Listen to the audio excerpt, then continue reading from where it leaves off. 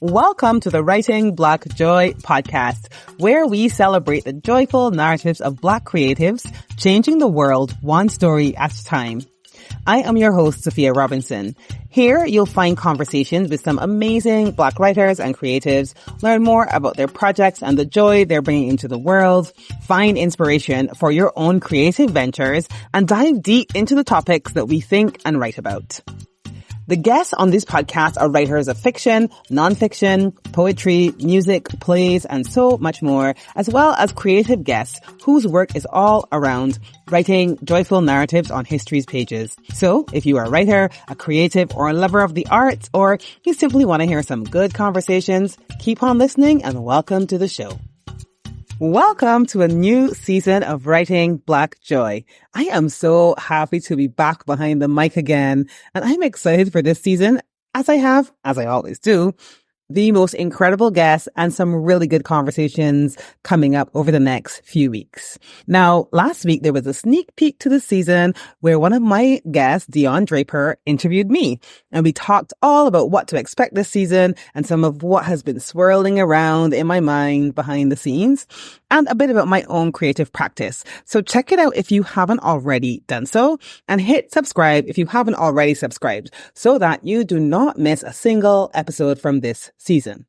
Now, it's October, which means that it is Black History Month here in the UK. And while I think every month is Black History Month, I kind of love having a whole month to celebrate Black history. I'm going to be going along to some events this month, and perhaps some of you listeners are folks that I have met at one of them. So welcome to the Writing Black Joy family. I'm so glad to have you here.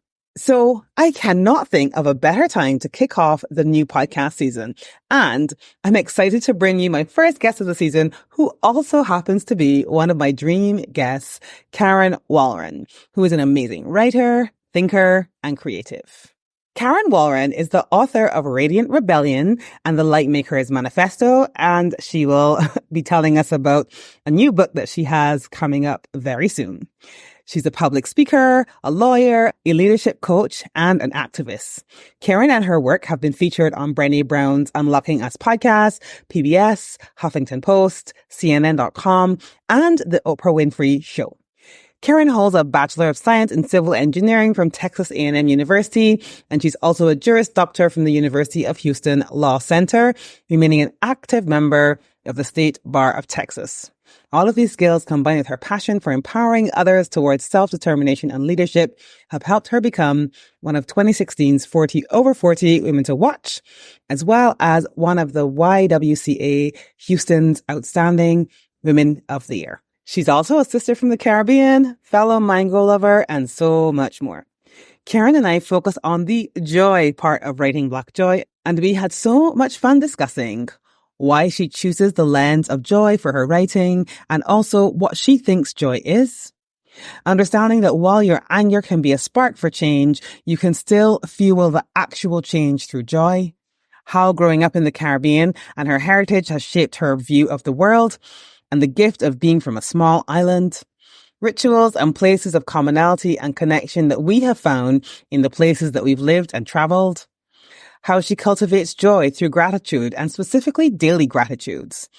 What she does with her own anger and how she honors it, and on a whole, balancing anger with the actions we take, particularly in the realm of activism, her spiritual practice and how it has changed over the years, and she even gave us a sneak peek into the book that she's currently working on. And we did spend a fair amount of time talking about mangoes. I hope that you enjoy this conversation as much as I did. Welcome back to Writing Black Joy. I'm so excited today. I have with me Karen Walrond, who I would have told you all about in the intro. Thanks for joining me, Karen. This makes me so happy. It's my honor and my thrill to do this. I'm happy. That makes me happy too.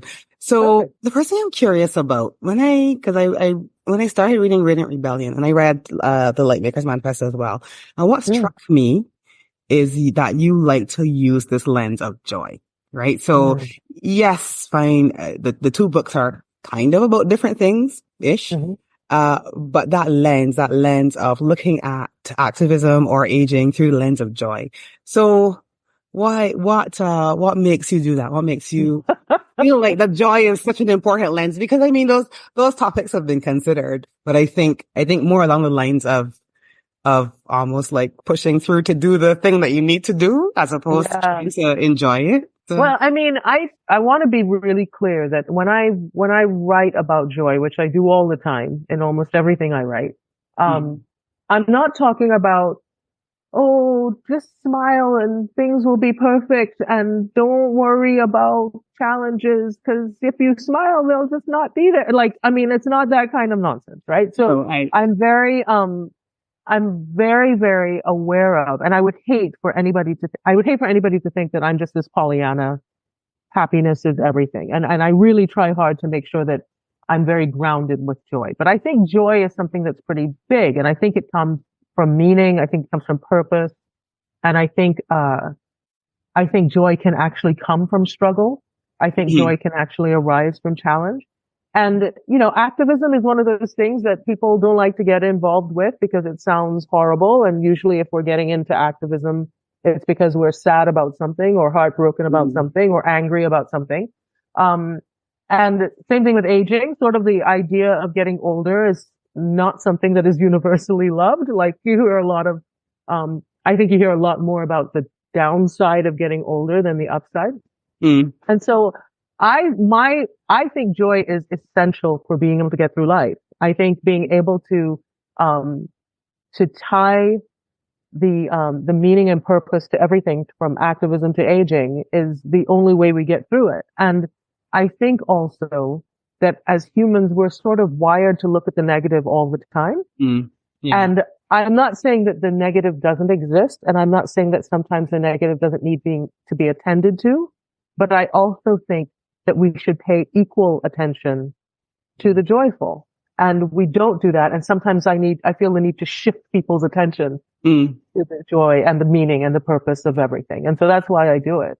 Yeah. And I love that because I agree with you. I think, you know, like I always say, that's part of the reason I started this podcast is because I'm like, we need that balance. Yes, there is going to be difficulty, but I feel like that is going to be there anyway. Like you're not trying to erase it. To me, it's more like trying to be able to have both, or have a you know, a combination of those things. And I like that. But you did also talk about having relentless optimism. So even though I know you're not a Pollyanna, you are very optimistic. Have you always been optimistic? I've always been more real. I have to say, I've had to make an effort at optimism. Yeah. Have you always been optimistic? I have a memory of when I was maybe 18 or 19 years old and I had returned to Trinidad. I'm from Trinidad and I'd returned to Trinidad for the funeral of my grandfather, who I was very close to. And I remember being in the house and some song came on the radio or something and I sort of danced a little bit. And my mother, who was obviously very bereft because she just lost her father, she looked at me sort of like I was crazy and you know, with a sort of wonder, and she was like, my God, you always are looking for joy, aren't you? Right? And she said that to me in that moment, and I had never considered myself that way, right? You know, so it was funny to hear it sort of mirrored back to me. Because I've always been a very sensitive kid, and I had, you know, when I was younger, I would burst into tears at the slightest provocation, and I was really, really sensitive. So it was really funny to hear my mother say to me, wow, you always seem to access joy. So I think I have always been an optimist just because of that.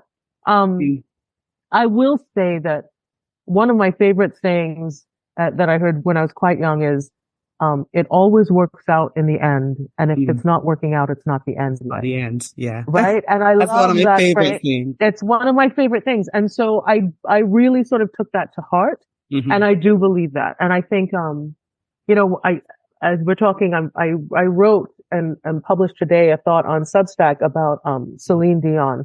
I saw it. Right. You know, and the fact that, she just performed at the Olympics. She just closed the Olympic ceremony.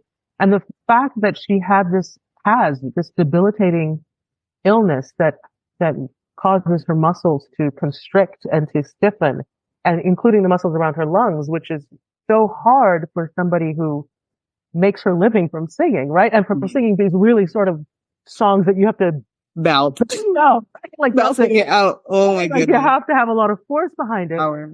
And the idea that she had this, she had to stop performing and she was in pain and all this thing, and is now, over the last couple of years, done whatever she needed to do to sort of reappear on an international stage, right? And to me, you know, I'm not naive to think that, oh, now she's back, right? Like, I'm not a particularly big Celine Dion fan anyway. I don't particularly like her music, but the idea that she sort of was like, that was not the end, right? She was going through this thing. That was not the end.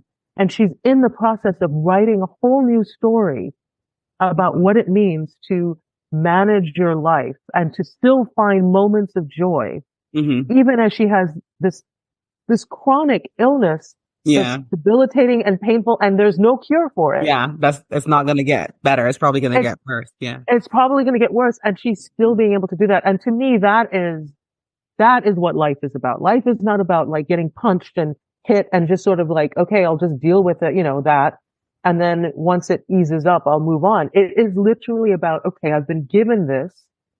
How do I shift to access some joy? Because that's the only way we're going to make it, right? That's the only way we're going to get through the crap of activism. That's the only way we're going to get through the crap of aging, right? Is to be able to continue to shift.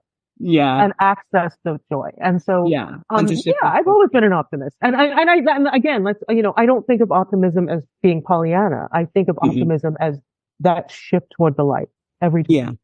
And I don't necessarily think of optimism as being a Pollyanna. I like the sort of, when you see those memes and there's one with like the glass full and the glass is half full, glass is half empty. Yeah. I just like that visual because it's like, it's the same glass. It's the same juice or whatever. Or if it's my glass, it might be rum and punch. I don't know, but, rum punch, but it's the same glass. It's just, how are you thinking about it?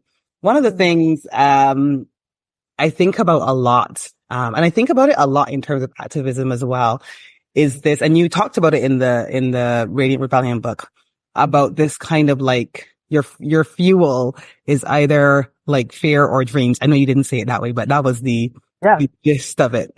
Yeah. And the thing I like about that, I've always think about, like, to me, I think joy and dreaming is very important in activism, because I think to myself, like, you're not just trying to tear down something. I would like to think you're also trying to build something, right? You're tearing something down, you're building something in its place. And to me, to build anything, you need to dream about it first. You need to have a vision of what you want that thing to be. So I love the sort of idea that, like, are you being driven by the fear or sort of something that you don't want to tear it down? That's fine. But also to have some fuel of the dream of the thing that you are building to replace it, because, I feel like that's, again, the bit of both. So what do you find helps you in terms of that shift or that choice? Because I think it's easy to act out of fear. Nobody wants to have something horrible or to be in pain, or, when I think about aging, I'm like, my whole body's hurting me. This is crazy. Yeah. How am I not driven by that? How am I driven by a dream and a desire, and that vision? Yeah. So, well, I think that's what you said is like, is sort of in my mind, the anger or the despair or the sadness is the spark, but it's not the fuel, right? Mm-hmm. It's the thing that can activate you to do something. But if you only use that as the fuel, you'll burn out, right? Like it's the spark, it's not the fuel. And to me, the fuel is the dream and the accessing joy and the accessing meaning and the accessing purpose and the accessing a vision of what could be. And so, to use an aging, example, one of the things that I had started doing a lot of, and I started it actually just before starting to write Radiant Rebellion, was I I'm not a person who loves exercise. I've never liked exercise, but I've decided that I wanted to do a moving practice. Like I need to move, right? And I need to move my body. And my vision is that I'm one of those, old women that is like, I mean, I'm not doing marathons, but I'm independent and I'm able to get around my home easily. And I'm, quick-minded. And, that's, as I think of myself, I come from a line of people who live very, very long, right? They live into their 90s, and my grandmother was 102. So when I think of like my life as something, and my 90s and 102, that's what I want to think of myself as. But what was happening was I was doing jump roping, a lot of jump roping and a lot of stuff. And my knees were getting really, really horrible. I was limping earlier this year. Like I was literally at one point, I couldn't stand up, and my husband had to come and get me. And it was really funny because I kept thinking, well, what have I done? Have I injured something? And then it sort of dawned on me, oh, I'm going to be 57 this year. This might actually be arthritis, right? I hadn't even thought. I feel like, wait, oh, wow, that's what this could be, right? And so then I was like, well, if this is arthritis, it's not going to go away. So, but I still have that vision, right? So so I'm literally Googling, like, what can you do? How can you move? And my rule for moving is it has to be fun, because I'm not going to do it otherwise, right? It has to be fun. So don't tell me I'm going to go lift a lot if lifting isn't fun, or I'm going to, And I found out that one of the best things to do is swimming. So I was like, swimming okay, I'm going to start I have a membership to a gym that I never use. They have a pool. I'm going to start swimming. And so I started swimming, and what ended up happening was the pain disappeared, which is great, right? But also I found it something that I could do that's very meditative, but also like I get winded, and so I get some movement. So it was really sort of this idea of having that vision of who do I want to be in 30 years, 40 years, right? Who do I want to be? And how can I do that in a way that's joyful?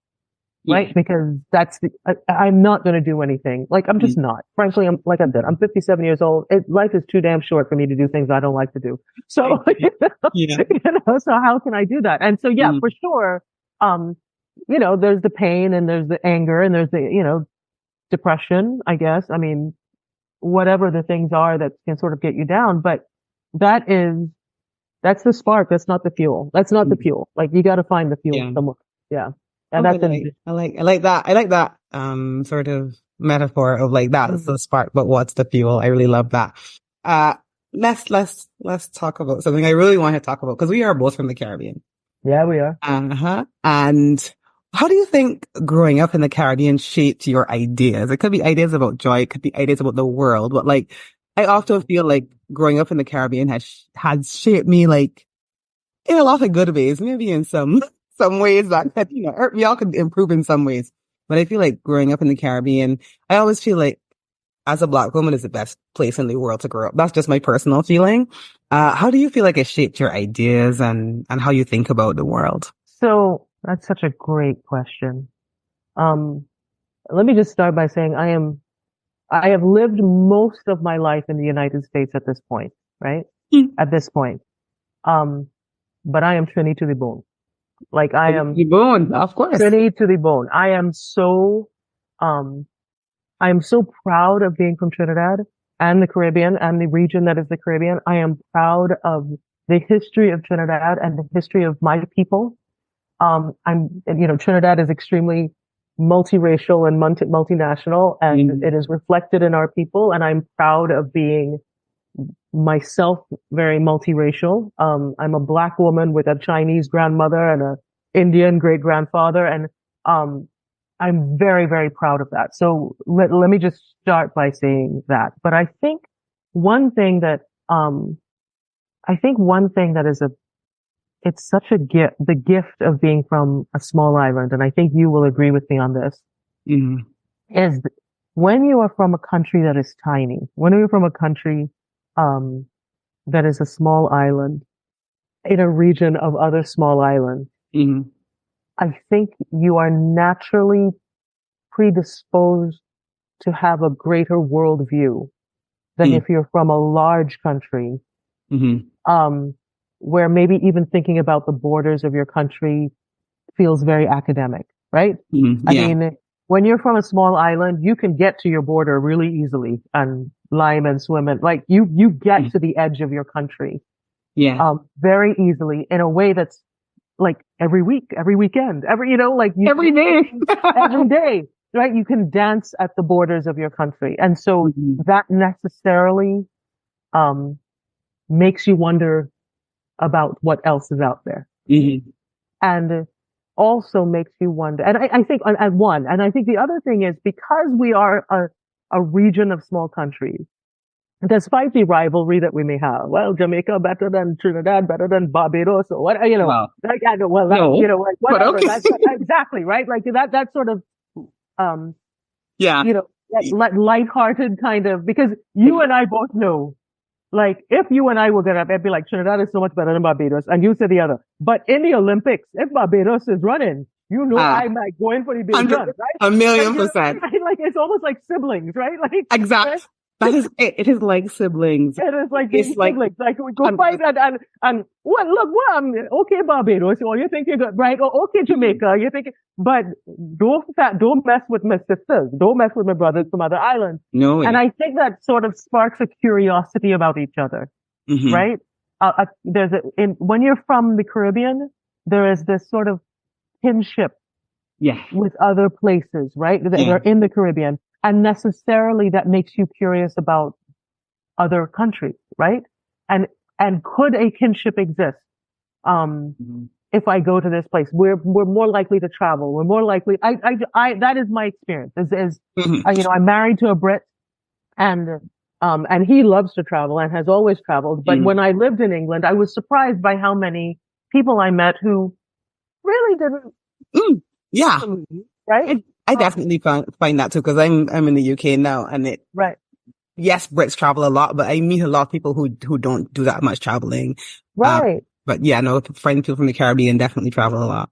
Yeah, for sure. And also I feel like I've met many Americans, I'm talking to you from America, who are like, I have no need to leave anywhere when my country is so big. I've also heard, and this is, I think, when I lived in England, true a lot, that even when they do travel, there's this sort of, well, where can I find what's familiar? Where can I find a full English breakfast in this country? Where can I find McDonald's? Right? And there's this sort of, I still need to have something very, very familiar. Where I think West Indians, because we know our countries are so small and the chances of seeing anything that is familiar if we travel afar, that is not necessary. We're more curious about, well, what's cool here? Like, what? Yeah. And I think so for me, I mean, I'm speaking in huge generalities and I probably should. There's probably a lot of stereotypes here, but I know for me, I think being from Trinidad has made me much more curious about other people, about other places, about, sort of understanding how interconnected we all are. How something that happens here can affect something that happens in another place. And I think that's, it's my favorite thing about me, honestly. My favorite thing about me is that curiosity and that feeling of kinship of people who aren't from Trinidad. Yeah. And I love that. For me, the same, I feel curious. And one of the things I love when I travel, because I love traveling, I like the idea that we're all humans, and as humans, there are things that we all do. So years ago, I wrote this blog post about having a cup of tea, because when I moved to England, I was homesick, right? Okay, fine. I like traveling. Barbados, had all these dreams about living abroad and whatever. And as soon as I went, I felt like, of course, and for me, it was just noticing that, like, there were things I missed about Barbados, things that people would, you walking down the street and somebody would tell you good morning and different stuff that I didn't see here. But then I was like, everybody everywhere wants to connect, and they have different ways of doing it. When I'm here, you go into someone's house and they offer you a cup of tea or, something like that. And I was like, ooh, maybe that's this version of that connection. Yeah. And when I went to Tanzania, there was a different way of welcoming people into your home and that type of thing. And so it just got me thinking, like, we all have these things in common. And as much as we have the things that are different or that may feel divisive, we also all have these common desire to connect and to, be a good neighbor, Absolutely. that type of thing. And how do people in different places do that? And that's something that I have ongoing curiosity about what's those similarities. I have, two friends that work with me. One's Portuguese, one is Greek, and we've all been talking about the things that we do with saltfish. Okay. Like, oh, right. Right. yes, Right.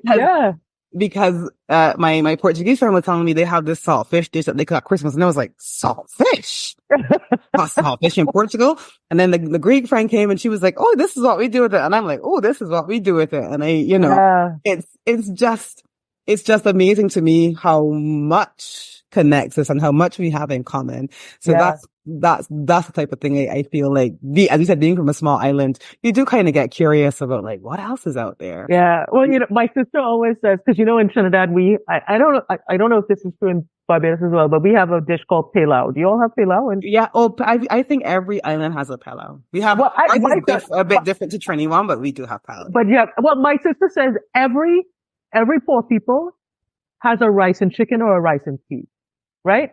And I was like, that's such an interesting, right? Because we have pilau. And then if you think about in New Orleans, they have the red beans and rice, right? And then if and the jollof rice in Africa, there's all of these, she's like, there's a rice and peas or a rice and chicken or a rice and something and everywhere. That's poor people food. And the poor people food is always the best food, right? It's true. Right? The poor people food is always the best food. So the stuff that you had to scrape together, right? The saltfish, right? Because you didn't have refrigeration, so you had to preserve it. But all of that is the best food. Because it's true. Right? And so I love that. And then what you were saying about, the cup of tea, I've been really interested in the meeting places. So in America, coffee houses are very much, and high tea places in England and the pub, right?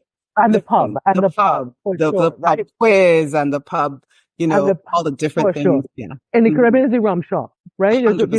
Right? And so the taverna, right? In Greek, right? And sort of the idea of what are the communal, meeting places that there are. That's where you really find the culture, right? Of the country. So for sure, I think that's right. There's so many things we're very different, but there's so much that where we're so the same on a very interconnected way.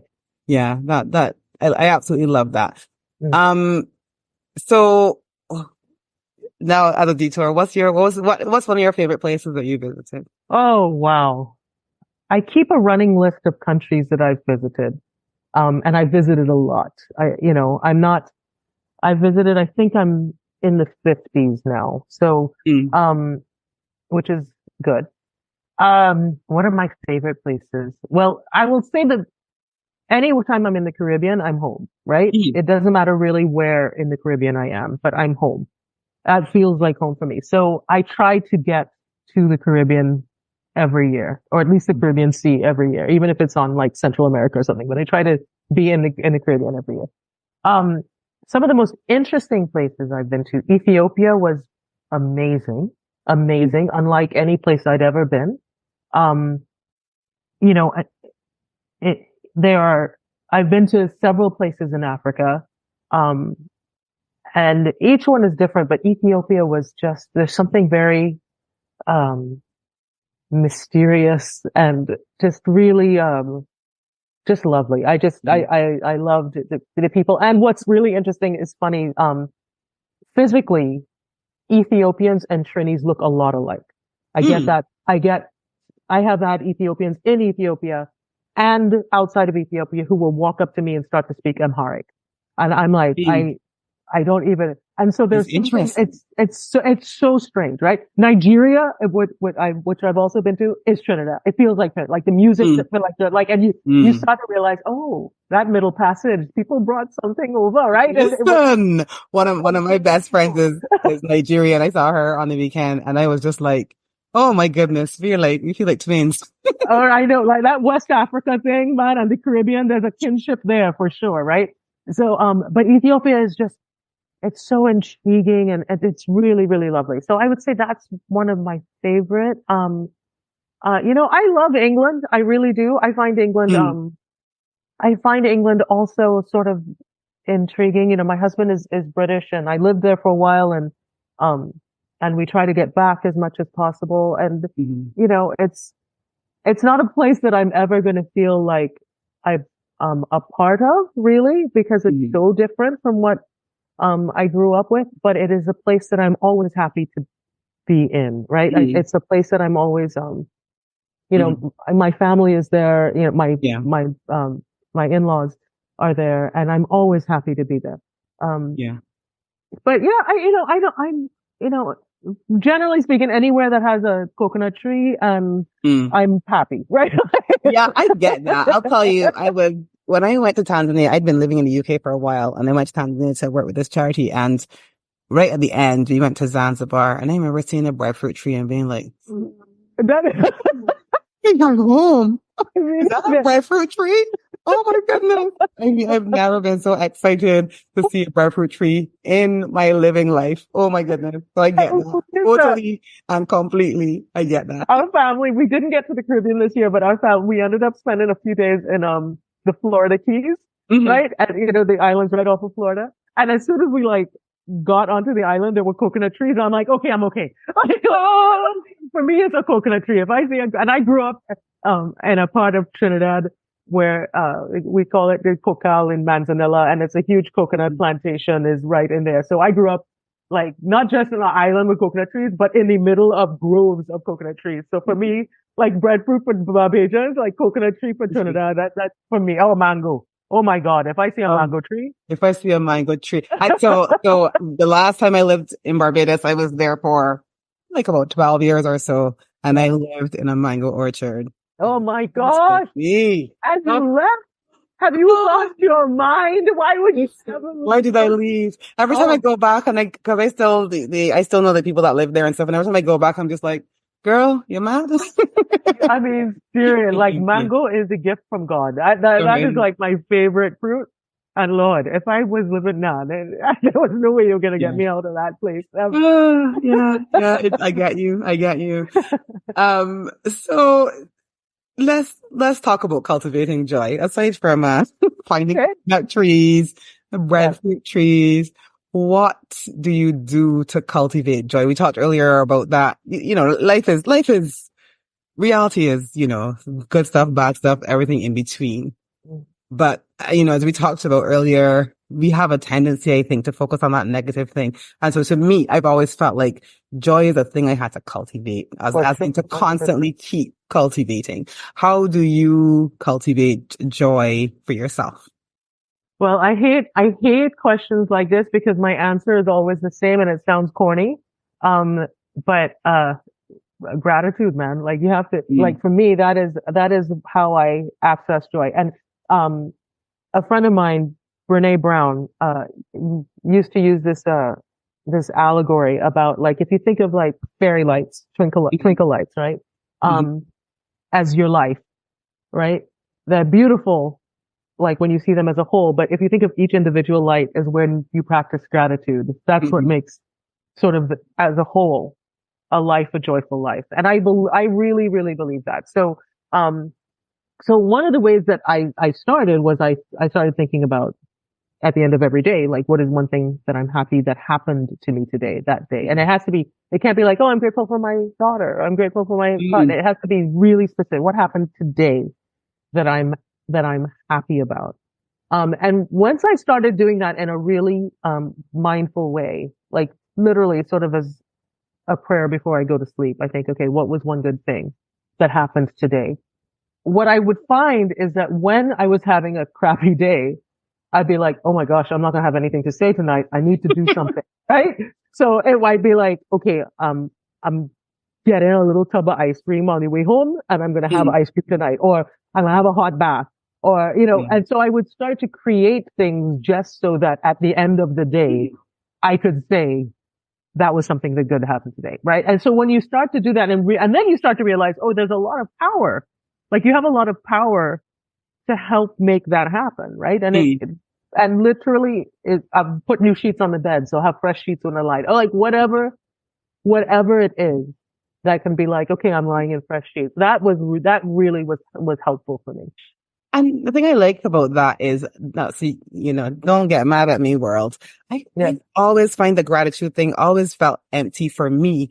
But it's funny that you should say, it's not like I'm grateful for my whatever, because that's what it felt like to me. I was like, and it used to annoy me because I'm like, but I am grateful for those people. Like, when I said like, yeah, I'm grateful. I have good sisters. We have a good relationship. Yeah. The truth is I actually am grateful, but I wasn't connected to it. It was just, it just felt like a list of things that I was making. And I was like, running. So it has to be specific. Of course I'm grateful for running water. I live on a small island. Every summer, half the summer, to get out, the water may not be running. I'm genuinely grateful for having running water, but when I see it, I wasn't feeling it. But I like the idea of making it specific to the day. It has to be specific. Otherwise it's just a rote thing that you're doing. It has to be like, what happened today? And sometimes it's going to be big. Today's my birthday. I'm happy. I'm excited about that. Or it could be, you know what? That boiled egg I made today was just perfect. It was just like sort of gooey on the inside and exactly how I like it. I'm grateful for that. It has to be, sometimes it's big, sometimes it's small, but it has to be specific and it has to have happened to you in that day, in that day. And that's and then you start to make it happen, right? Like literally you start to go, okay, oh gosh, this is a real crap day.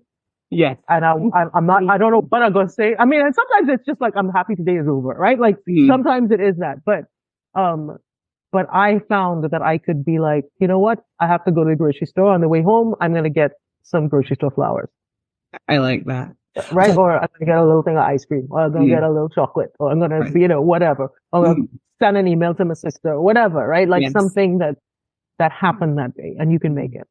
I like that. What it reminds me of, when I started blogging, it was just about to turn 40. So I was 39 and counting. That was actually the name of my original blog, because I was writing the 39 lessons I learned before I turned 40. Right. And then I carried on. And one of the things I found after I started doing that, especially that, like, I'd be sitting at work and I'll be like, today's the worst. And then I'll be like, ooh, I write a blog about this. Yeah. Immediately felt better, even though it was kind of an annoying day. And because then I was starting to think, like, how could, like, what am I going to write about this thing? Yeah. And that would pick me up. So I actually like that idea of it going from a reflective sort of exercise almost to like a really intentional exercise. I really like that. Yeah, for sure. So, one thing I'm curious about, and, we talk so much about joy, but I'm curious about getting angry. And one of the things that I find is that there are a lot of things that I want to remain angry about. Right. And so I was thinking about this from the sort of, thinking about activism, right? You talked about the difference between that, I guess, that spark versus the fuel. Right. But there are things I want to be angry about. I don't want to kind of ever get to the point where I'm not angry about something that's not just, or where I'm not angry about certain things.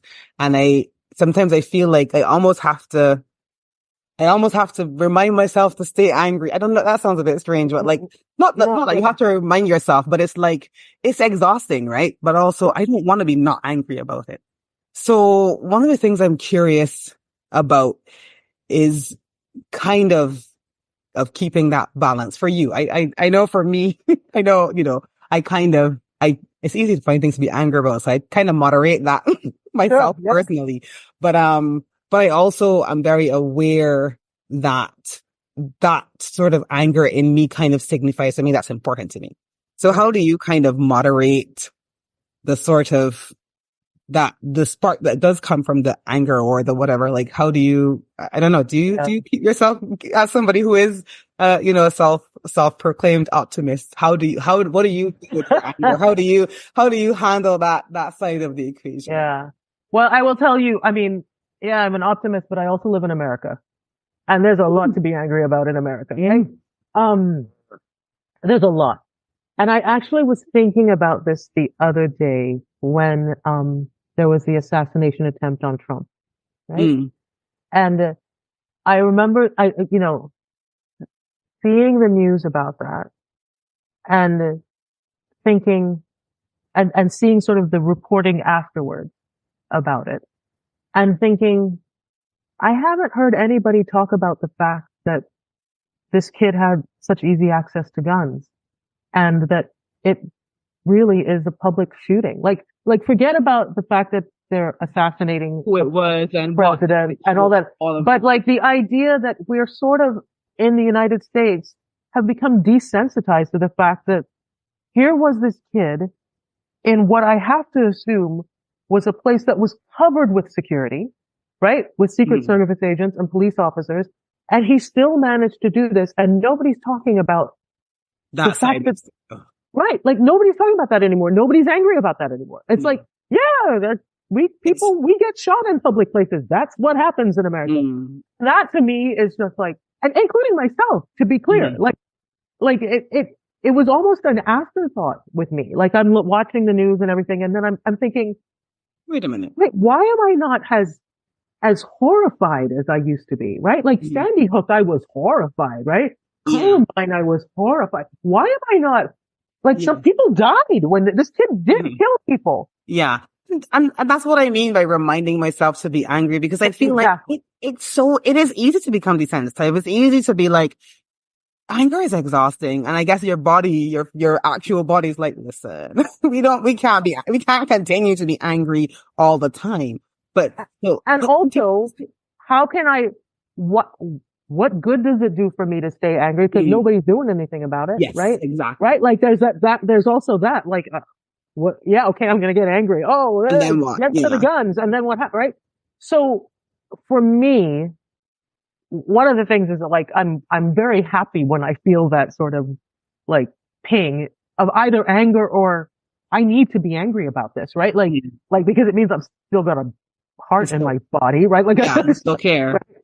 But I am also very, very mindful of the fact that if I'm angry at many things, like all that's going to do is overwhelm me, right? Like there are certain things that I need to be, for me, this is how I do it. I'm not suggesting that this is the right way, but for me, I am very clear that my big thing and the thing that I get most angry about has to do with, bigotry and of any kind, right? Whether or not it's racism or, anti-LGBTQ or whatever. Like for me, that is the thing that I want to stay activated about and do things about and do my work around, right? Yes, of course, I'm still angry about the gun. It infuriates me. Yes, of course, I'm angry about the environment. It infuriates me what we're doing with the environment. Yes, it is. But if I stay angry with all of those things, I know that I will get to a point of paralysis where I can't do anything about anything, right? And so I get very, very clear about what is my mission, my personal mission. And I have to trust that there is somebody out there who is equally passionate around the guns and somebody out there who is equally passionate around the environment and somebody who's, about poverty or because if I sit there and I go, I'm angry about all of these things and I need to do something about all of these things. And I literally will just sit there and spin in a circle and not do anything about it. And so for me, I have to pick what is the thing that I'm angry about that I'm going to be activated around. And that's my thing. And then I can give myself some grace about not doing in another arena. And I just have to trust that other people are there because there are enough millions of things for us to be angry about. But there's also millions of other people and understand that I have to hope that there are other people who are picking up the slack on those other things while I'm doing on this. So that for me, that's what I do. I don't know that that's necessarily the right thing, but it's the only way that I can cope. And I get it. And do something.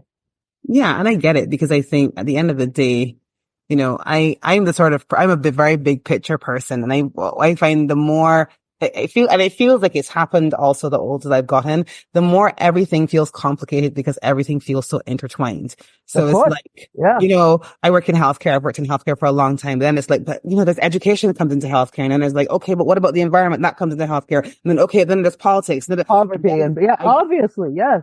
I feel I feel like everything is so complicated that almost like, well, is it really going to make a difference if I get this one person out of pain when like there's this whole thing that is out there to be solved? And I find that very difficult. So I like the idea of having that trust. I have to work on. mean, it's hard. It's absolutely hard because it doesn't look like, if I look around at the guns thing, right? I'm like, but who's working on this around here? But somebody, I'm like, I have to. And I will also say that I tend to, for things like environment, for things like, because it's sort of the secondary for, like I said, for me, bigotry is the big thing for me.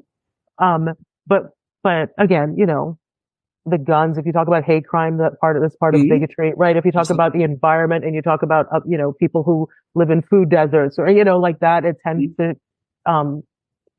disproportionately impact people of color. Like there's all these things that sort of are perfect. So what I tend to do is, because I'm on Instagram all the time, much to my chagrin, I'd actually rather not be on social media at all, but I'm an author and I have to promote my work. So I have to be on social media. I follow people who I think are doing the good work in some of those other things, right? So like I follow Shannon Watts, who's an anti-gun activist. I follow Greta Thunberg, who, I follow people who I think are really focused on sort of the secondary things, if only to make me feel better that, okay, those things are in good hands.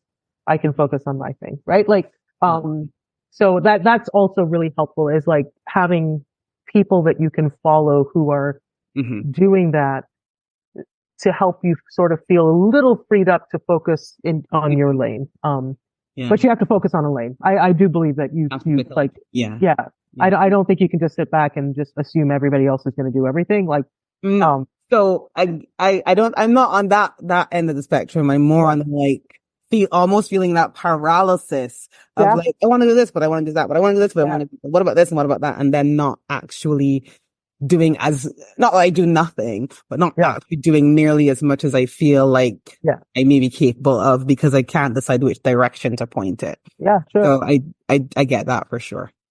I've got a couple more questions before we get to I'm all yours, the last part of the conversation.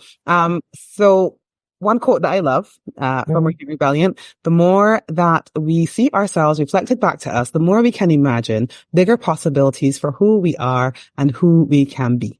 Okay. So it's one of my favorite quotes from the book.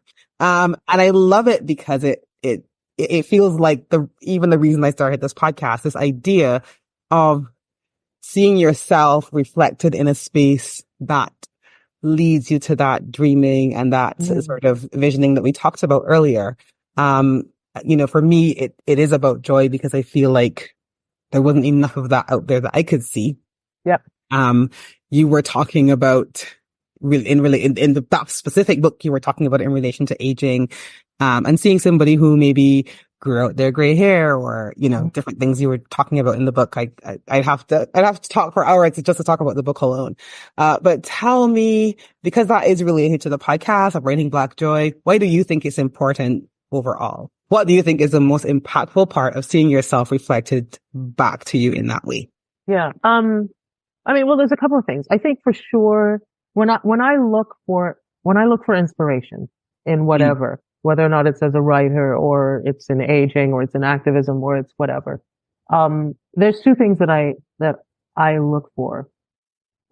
One is somebody who looks like me, sure, that's doing what I think is doing a bang up job in activism or aging or writing or whatever. And just because it is helpful for me to imagine myself in that space if I know somebody else is already doing it. So there's that. But the other thing that I found, and this is maybe as I'm getting older, that I look for is anybody who doesn't look like the stereotype of what that's supposed to look like, and whether or not they look like me. Because the fact that somebody different is doing something also helps me imagine myself. So I'll give you an example just in aging, because it's easier. I can certainly look at the Oprah Winfrey's or the Sherry Belafonte's, right, to think of a West Indian woman, or the the people who sort of are like, they have a Caribbean roots and they're older than me, and watching them kill it. Or, they're Black women and they're older than me. But I'm also really intrigued at like Michelle Yeoh, right? Mm. Or, somebody who doesn't look like me, but also doesn't look like sort of the standard Mm-hmm. person, or the standard, element of beauty, who are also killing it, right? Because I'm like, well, if Michelle Yeoh is this vibrant Asian woman in a country that values, whiteness, right? And she's killing it, then I can kill it too, right? So it's not, for me, it's not just seeing what somebody who sort of looks like me, but also just seeing somebody different, Mm-hmm. doing it. And the same thing is true with activism. Certainly the same thing is true in writing. Yeah. So and maybe that is reflected back to me because I feel different and that person is different. And so there's Mm-hmm. there's a sort of that reflection, but I think maybe that's what it is. Maybe Yeah. it's the expansion of what reflection is, right? Is the Yeah. reflection like sort of physicality?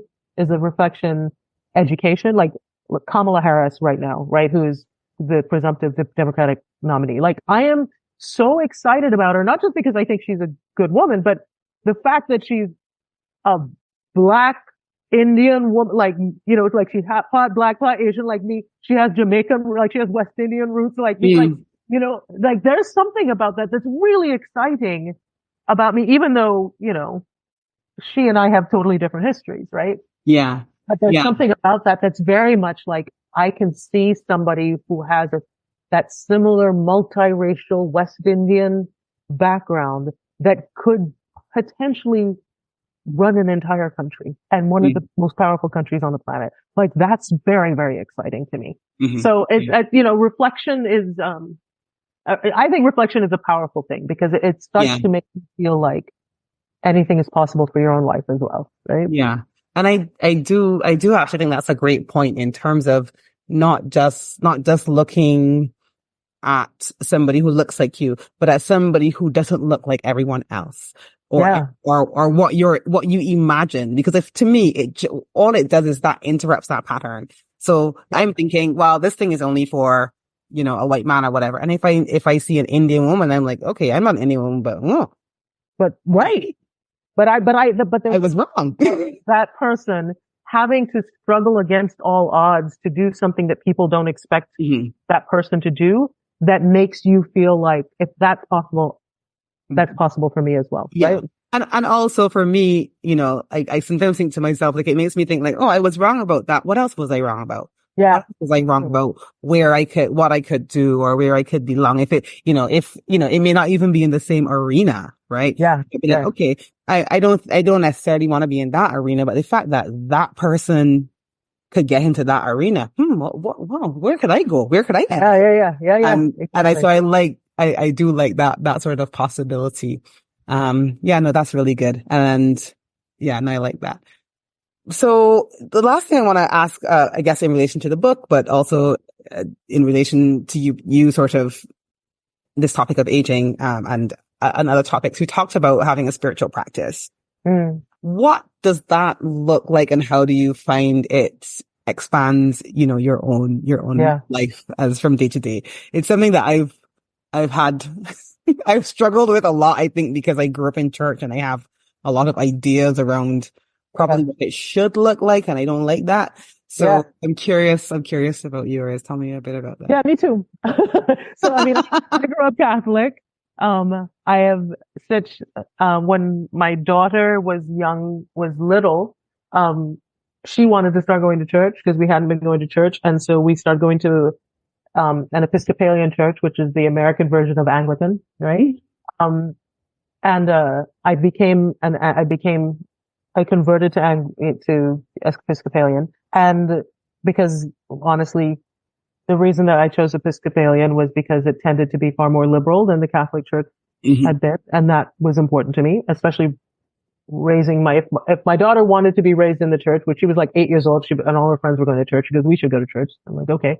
I looked for a church that I thought, because like I said, bigotry is something that's really something like that. So I wanted one that was very, open to LGBTQ, that was open to, and, and the Episcopal is where I landed. There's certain things about the Episcopalian Church that irritates me as well, but it was, they had a black leader at the time. They have gay clergy, right? So, they have trans clergy. So that felt right because I assumed that whatever church we went to, ultimately I would, if Alex, my daughter, had any questions about something that she said that was said at church, then I could help her unpack it as far as my own values were. And the Episcopal Church felt like that there would be the least amount of work for me to have to do that. So, right? That is fair. Some of the other denominations that were out there. That said, she's now 20. She's in college now, and I don't go to church. Like I haven't really gone back to church. So I would say that, I believe in a higher power. I believe in that for sure. But I also believe in the difference between spirituality and the belief in a higher power and the dogma of religion, which I believe is created by humans and therefore extremely fallible, right? Of course. So for me, I'm very interested in sort of the spiritual teachers of lots of religions. Like I'm very interested in Christ as a spiritual teacher, but also in Buddha and in Mother Teresa. And so like I'm very interested and I read a lot and have read a lot about various faiths and the teachings. And I found to me that they're all the same. They have a lot of similarities for sure. There's so many similarities. And I think at their core, for like, if you think of like the big three, right? So Christianity, Islam, and Judaism, like at their core, they're about love, right? And that's really, regardless of all the rules and thou shalt and thou shalt nots, love is at the core. Yeah. And to me, if you are led by love and if you are led by light and if you are led by joy, you practice it, right? Like to me, like that to me is what it's about. And so for me, the way I do it, like I pray and I meditate. I don't meditate nearly as much as I should, but I pray and I meditate. But I journal, which is a form of meditation. My movement practice, a lot of it has to do with a lot of cadence. So I swim, which is a lot of cadence, and I will think about, sort of, how I want to be and I'll pray and do that while I swim. I do it while I hula hoop. I do it whenever I practice joy, right? I think that that's a really, thing. And I think about how that connects me to something bigger than me, which could be God, which could be, light, which could be joy, which could be love. And that's how I think about it for myself. I like that. We'll have to have a whole episode on the hula hooping, but that'll be another conversation. But yeah, I love that. I love that. I like that idea of the cadence. Earlier when you were talking about the fairy lights. Yeah. The image I actually got was a rosary, which is great because I have never been Catholic, but I like that. I've always liked the idea of having a physical me too. Element to connect to. So when you talked about the fairy lights, that was actually the image that came into my mind. And then when you talked about having that cadence in your movement, I think that reminded me of that as well. Just that, to me, it's almost like an anchor point to like bring you back. Absolutely. And I actually, when I do meditate, and because I have a rosary, I have a couple of them, but I love the same. And I sometimes will just think of like a phrase in the morning. I'll think like, how do I want to show up in the day? And it might be something like, let me be love. And I'll just sort of use the rosary to count off me saying that to myself, right?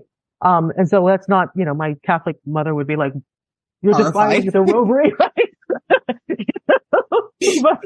But for me, that having that sort of tactile thing of just really meditating on that phrase for my day is really, it's one of the ways that I practice. And yeah, it's maybe right, it may be wrong. Like I said, I hope I don't horrify the Catholics and the Episcopalians out there who have rosaries and use them in the right way, but.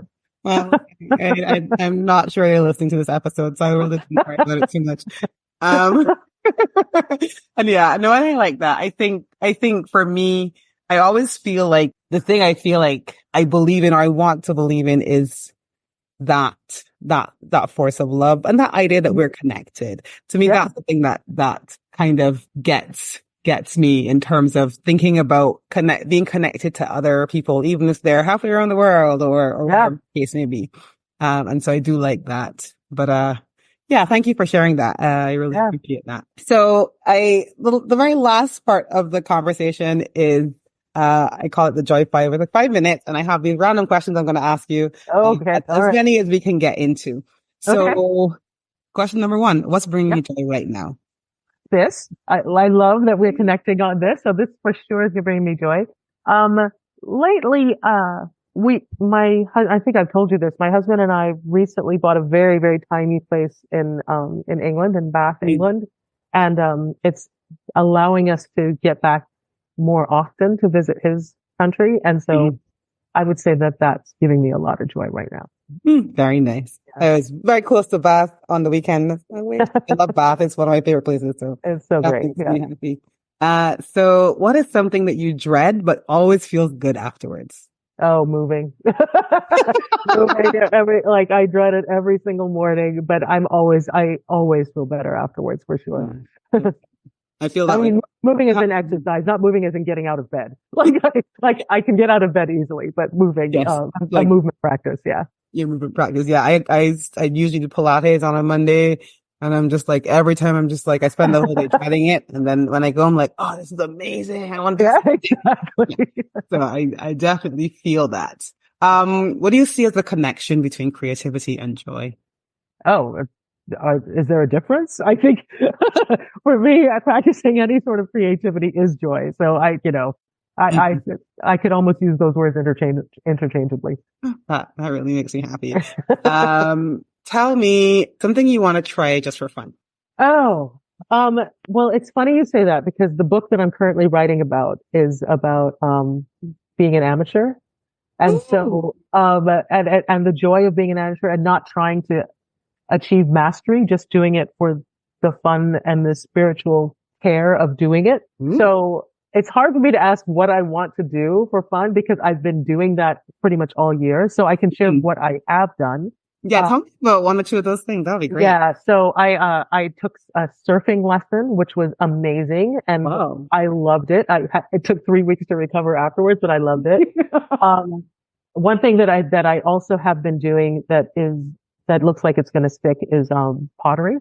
I started 2 months ago doing that, and I'm really bad at it, but I love it, and so that's something that's been fun. Something that I'd love to do that is probably not going to be in the book, maybe horseback riding. I've never really done that before. And I think that might be kind of an interesting thing to try to do. Sure. You let me know how that goes. Yeah. You're not a horse person. Huh? Yeah. Years ago, I was, this is when I was at church more. I was helping out on this Sunday school camp and the children were doing horse riding and they were like, come and get it. And I fell off the horse. Oh no. So yeah. That was the beginning and the end of my horse riding journey. Yeah. I have no experience with horses. I mean, I think I've been on one, like an affair where they sort of lead you, but that'd be interesting. But yeah, I'm doing piano. I'm going to photograph the Milky Way, that's coming up. I haven't done that yet. And so that's something that I'm really looking forward to doing. So, but yeah, this has sort of been a year of trying lots of new things. So it's hard for me to think about anything else. You picked a few and I love that. I'll have to have you back after your new book. Yeah, please. I would love that. That is one of my favorite topics. I'm one of these, lifelong amateurs at just about everything. And mostly because of my earlier confession, I find it very hard to pick a lane. So I want to do it all. I want to do it all. Yeah, for sure. Well, the thing that I've found, so this is just a teaser of the book, that amateur, comes from the Latin that means to love, right? To love something. And so originally amateur just meant a lover of doing things. Whatever. It didn't mean like the negative sort of connotation that it has right now. So yeah, so I'm happy to be an amateur. Oh, I love that. I absolutely will definitely have to plan for that. Yeah. This has been such an awesome conversation. I had such a good time. I really appreciate you for coming on. And this will be the thing that I'm grateful for today. Oh, me too. Thank you so much for having me. Yes. It's lovely. Yes, it has been great. And good luck with the new book. I look forward to hearing how that, how that turns. Oh, well, I look forward to seeing how it turns out, but I look forward to hearing you after it's done, hearing how. Yes, please have me back. Absolutely. No problem at all. Thanks so much. And to my listeners, I thank you as well. And, see you soon. Thank you for joining us today. You can find out more about our guests in the show notes below. And don't forget to hit subscribe and share this episode with a friend. Until next time, I send you big love.